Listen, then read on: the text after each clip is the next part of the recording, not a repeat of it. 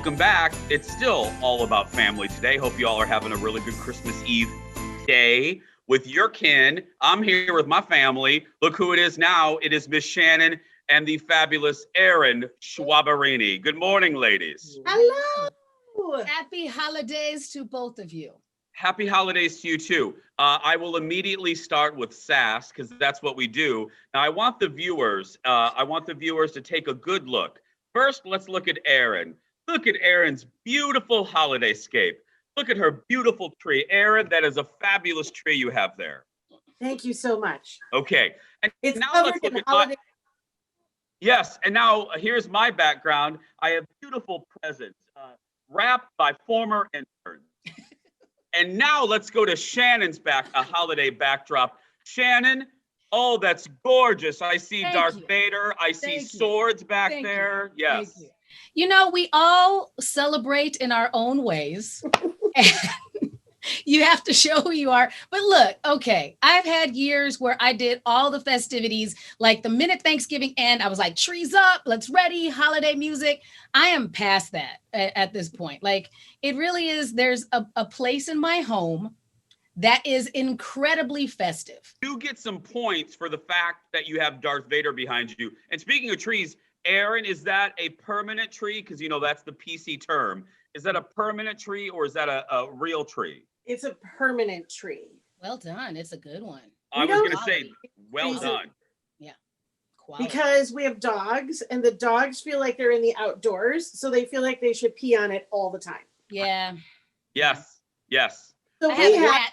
My lovely, cat does cat things and climbs mine. So I have a anchor to the ceiling just so that it doesn't fall over. doesn't tip over. Exactly. We always put a real wreath over our fireplace so that it smells like Christmas. That's nice. I got these great candles. I did it on the show. They're not, you know, some of them are overwhelming, but there's a great candle I got at Bachman's that really smells like a tree because we have a permanent tree as well. That I do like that smell. Okay. Wait, I have a question. I think it's funny when we're talking about scents and things that make you have that visceral response that is the holiday season. And so for me, it's not the pine scent. I have a lot of the like apple cinnamon and the gingerbread cookie and the sugar cookie. It's that baking because I remember my grandmother was the baker in our family when we all lived together when I was growing up. And so that's what makes me like harken back and feel like the holidays is having that kind of aroma around. Well, let's start there. I was going to ask, you know, earlier in the show, Jeff and Ted and Kendall, we were all talking about, I asked them this question. When you think of the holidays, what's a story that floats to the top for you? Shannan, because you were mentioning cooking and stuff. What's the story for you? It has been, now that I have a kid, trying to figure out how to maintain some sense of fantasy and whimsy, and so that it doesn't feel like just another day. And that's always my favorite thing, to try and come up with it, even if it's a new tradition where I'm like, maybe this will work and this is what we do from now on. I don't know. Yeah, because I mean, Santa does his own whimsy, but you need the help of the parents to add some additional whimsy. Because I told the story earlier in the show, my mom helped Santa rap, you know, because there's only so much rapping that the elves can do. Mm-hmm. And Dar was an expert rapper. So that's an ingenious story, because then if your rapping looks a little janky, they're not like, why is Santa so crooked? Like, exactly. Santa doesn't work at Carson Perry Scott. Yeah. Why does that wrapping paper match the paper I opened last night? That's exactly. Erin, Erin Schwabarini, when you think of the holidays, no matter what floats to the surface for you? There's a lot. My parents were really, really good at Christmas. So there's a lot of magic that I have that we've continued to make magic. I think there's probably like two. One of them, when I was a kid, my parents literally sat me down like a couple days before Christmas. I must have been like in third grade. They were like, listen, I know you really I wanted this doll called a Mandy doll. And they said, here's the deal. Like, we have received notification from Santa Claus that he has no more. So you have to tell us, is there something else that you really want? I was like, nope, Santa will bring it to me because Santa's magical and his elves will make more. So I will have one. And they were like, but is there anything else? What else do you think? And you know what? I woke up on Christmas morning and there Santa had brought me my doll. Nice. And so it's like, this is what my life was like. One year when I was in college, I asked for a record player. And we've always had Santa. As long as you believe in Santa, Santa comes to our house.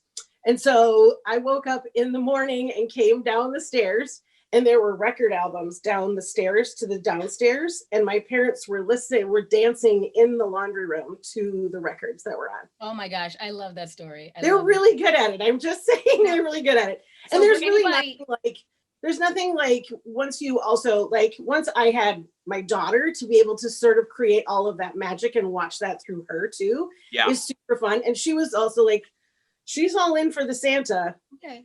Because she was like, you guys would never spend that much money on me. That's what she said.